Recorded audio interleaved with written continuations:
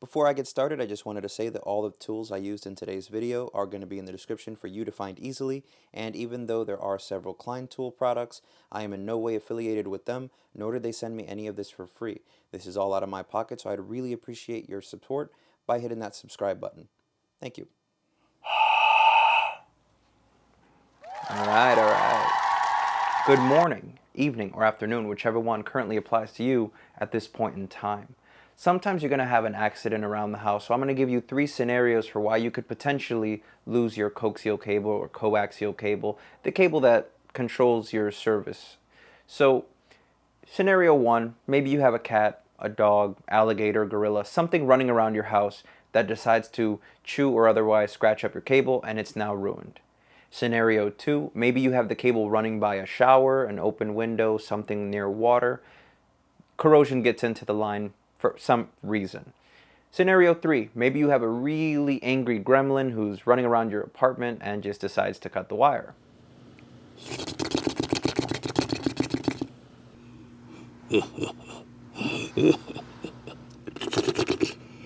Say goodbye to your stupid Netflix. It happens. So I'm going to show you how you can cut, strip, and re-terminate that wire rather than calling your service provider. The reason being, sometimes when things go wrong, you're going to get that 1-800 number. The first thing that the customer service person is going to tell you is, sure, we'd love to help you. Our next available technician is available in 3 days, 5 days, a week, whenever. And when they do get there, it could be a window from 6 o'clock in the morning to 7 o'clock in the afternoon. And you know when they show up? The second that your butt cheeks touch the toilet or you want to run in the shower, the dog starts on the floor, the baby starts crying.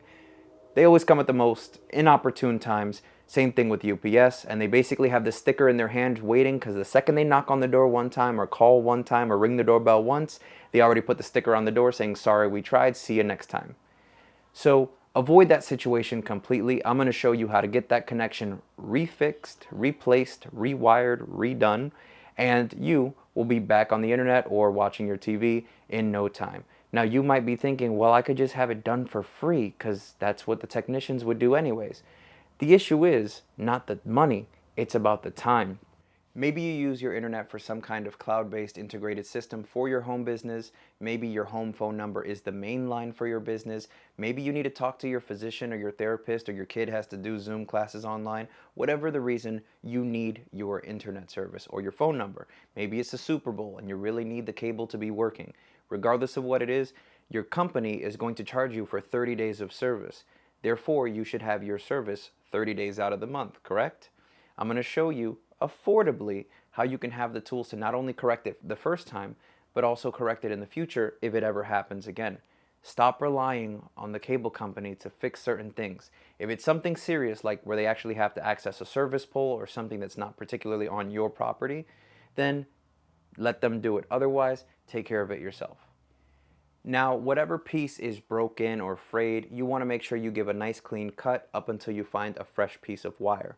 So, if you happen to have needle nose pliers that happen to have the diagonal cutter in them right here, or you happen to have an older pair of dedicated diagonal cutters, or maybe you like to show off and you have a little bit of money, you go out and you grab some Knipexes.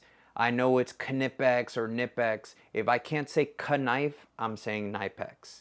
Knife, Knipex, okay? Or you can buy Klein's or a million other companies. Everybody makes these. However, you want to make sure that the blade is longer than the diameter of the wire you're cutting, or cable. Otherwise, you can buy a cable cutter that is going to give a more rounded approach to the cutting. Because you have that rounded angle to your blade, it's not going to pinch the cable as much as the side cutter is. The difference between them is that if you look at the two blades, diagonal cutters or side cutters, they are straight, and the blades, they meet in the center. Whereas the cable cutter, the blades pass each other when they cut. So it's an actual shearing versus a snipping motion. Now what happens when you snip with the diagonal cutters is that you're going to be left with a very pinched off very unhappy cable. Now that might work for some, however, it's not ideal, especially when you have to do your compressing. So, if you were to use cable cutters, they're going to be somewhat more appealing. And I like these high leverage ones because you don't have to put crazy amount of strength on them. You just give them a pop, and you're going to see that, I know, it looks almost similar to the one you just saw.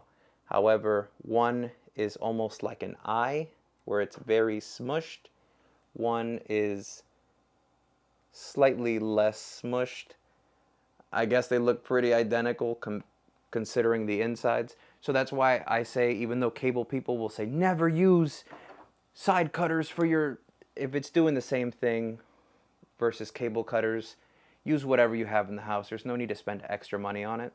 I'm going to show you why this doesn't particularly matter so much as the next tool. Now you might be looking at this and thinking, what Men in Black alien thing is this? This is the wire stripper. What I like about this versus the old school of having to pull out a utility blade and sit there cutting the sheath carefully, because you can in fact ruin the conductor if you cut in too deep, is that there are two blades. Let me see if I can grab that. Inside there you'll see two blades, which is your deeper one and your shallower one. Same thing with the bottom. You'll see a deeper and a shallower blade. And what I like about this one is that it can cut R7, R11, and then down here it cuts your RG59, 6, and 6 quad. The gray top and the gray side lets you know that this is the universal one. If you are 100% sure that you have R6 in your house, you can get the one that has the black tip. That one is only for 6 and 6 quad. It's probably like $5 cheaper than this one. However, I would rather pay the extra $5 and strip everything I need ever with this one. So let me show you what happens. All you have to do is find out what kind of cable you have. In this case, this is R6, so the bottom one is for 6, 6 quad, and 9, or 59. You would just press the button that opens up the channel, have this back plate slid down to cover that bottom hole, and you're going to press the button and feed your wire in up until it touches the back. You'll be able to see it through the side there. See that little white piece? That is the wire. Once you let it go, it now has tension, so all you'll have to do is give it a couple spins. So you can either spin a couple times forward, then a couple times back, and you're going to start hearing a bit of the braid, a bit of the crunching. That's the blade going through the layers. Once you feel like you've done it a couple times, all you have to do is just pull it away, and you'll see that you have the perfect strip every single time. Very nice. So you'll see you get about a 1/4 inch of actual conductor being shown versus about 5/16 of an inch that's being released from the sheath.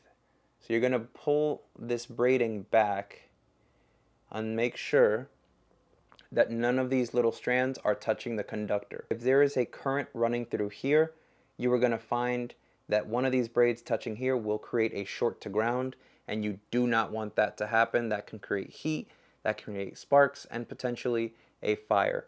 So you're going to comb all of that back, make sure it's nice and clean. Some people argue whether or not you should cut all the braiding off. Other people say you need it. Either way, make sure it's nice and neat. And then we're going to get on to the compression stage, where we're actually going to put the terminal onto this.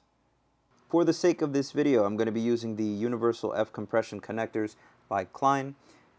These are for R6 and R6 quad universal. I will show you in a second what compression tool I'm going to use, but I'm actually going to do the cut, strip, and compression on the active wire rather than just showing you on some piece of random cable on a table. I want this to be applicable because it's not about wasting just for the sake of a video. Let's actually put these to use. So one more time, let's go ahead and do some stripping. Got my stripper here. Down to the bottom. Cable goes in. couple spins forward, couple spins back. Once you hear that not too many of the braids are moving, then you know you're good. Give it a little tug. Perfect cut every single time. So we're going to take our utility blade. We're going to take this cable and make a careful incision. Just kidding. Do not use utility blades on your cable. You're going to grab this and you're going to make a nice little cut across your compression tool and get it out of the package. So what I really appreciate about this tool is that it's made out of a high quality cast metal. The rubberized plastic handle really makes this feel premium, but it doesn't feel just that cold, harsh body against your palm. You get a little bit of grip. I like that they understand that this tool is going to be sitting like this in the open position. So they were nice enough to actually put a clamp that would keep it closed when you're not using it. Now, this can compress both F connectors as well as, if you look closely, you'll see that it can do F connectors as well as B/R. The B is for BNC connectors and the R is for RCA connectors. So you just have to grab this thumb screw, bring it out to the line that you want it to be at. In this case, it's F for the F connector, and that's all you have to do. And make sure that when you're using that thumb screw that you have this thing completely relaxed. Do not try to adjust it with the handle closed because the spring inside will have it at a different position. So you want to make sure it's open, then you adjust, and then you can leave it and click it closed in that position if you're only doing that type of connector. Very cool. Now, in the heel of the tool, you'll notice a pretty weird looking design. And there's a 1 dot, a 2 dot, and a 3 dot. And you can change this to the thickness of the cable that you are going to be using. So in order for you to choose which of these nesting areas is correct for your particular cable, all you got to do is take your F connector and you're going to slide it over the cable. You're going to make sure that in there, let me try to show you that. You're going to make sure that the conductor sits directly flush in the center. And if you look at that white dielectric layer, you want to make sure it's sitting flush. If it looks like that white layer or the dielectric layer is starting to ooze through the cap, it means you're pushing too tightly and you need to back off. What I also like about this is that if you don't have the strength to push it on yourself, there is a relief or an indent in the bottom of the tool that is for you to put your connector into, and you simply line it up and it presses in. Because there is a hole at the center, when you press your connector onto the cable, you don't have to worry about damaging the conductor inside because there is sufficient space for it. So all you need to do to get the proper compression, find the one that works for you. When you're compressing, the thumb screw or the adjuster has a hole in the center there, and that is to accommodate the conductor so you don't bend it while it's compressing. So you simply go through the sizes until you find which cable thickness is good for you. For me, I happen to see that number 1 works, so all you have to do is make sure the conductor is inside safely, it is snug, it is not going anywhere, and you're just going to give it a good squeeze. Once it goes down, you're going to squeeze it tightly until it can't anymore, and that's all there is to it. Immediately it releases, and that is going to be on there for many years to come. Really quick and super important to note, your conductor wire inside should never be just hanging out past your connector. Try to trim it up as neatly as you can. Probably 2 or 3 millimeters is the most that I would allow past the connection. Otherwise, your conductor can be damaged and potentially leave a bad connection with your cable box, your modem, or your TV. So keep that in mind. And with the compression tool, what I like about them is that they do come with a yellow ring. So when you're compressing, all you have to do is make sure you no longer see that colored ring and you know that you have the right compression depth. This thing is snug, it's tight, it's not going anywhere, and you're going to enjoy it for many years to come. But what good is a connector without anything to connect it to? I would not leave you hanging, so I'm going to go grab a router and we're going to hook this up and make sure that the internet connection is working. There's no point in having all these tools and making something if it doesn't work in the end. So here we have our testing modem. We've got our cable and our coaxial connection. All we got to do is feed it up and thread it on.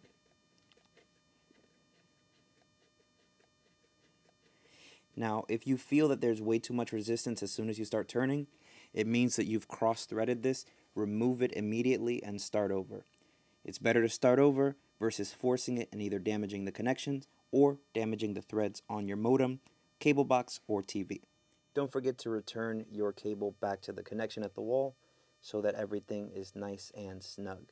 And with this system, we're going to wait for the light to turn white, which means it is connected. So we've got our white light, which means we're connected. Again, no gimmicks. This isn't I swapped it out for another cable. This is the cable we were just working on. And a power supply straight to the wall. That's all there is to it. And I'm going to use my own video because I won't get copyrighted for my own stuff. And while I'm here on this wonderful channel, Too Technical, I might just go ahead and subscribe. Cough, cough. Subscribe. Come on. And if I click a video, no issues in connection. And I'm back to what I do best, which is learning or helping others learn. It is currently about 2:15 a.m. I'm super tired, and I'm even more proud of you for getting that connection reestablished. Don't let Comcast or Coax or Frontier, whoever you have, bounce you around with time slots. You need your service now. For 100% of your bill, then you better have 100% of the airtime. Make sense? Fantastic. I'm going to get some rest. Until next time, work smarter.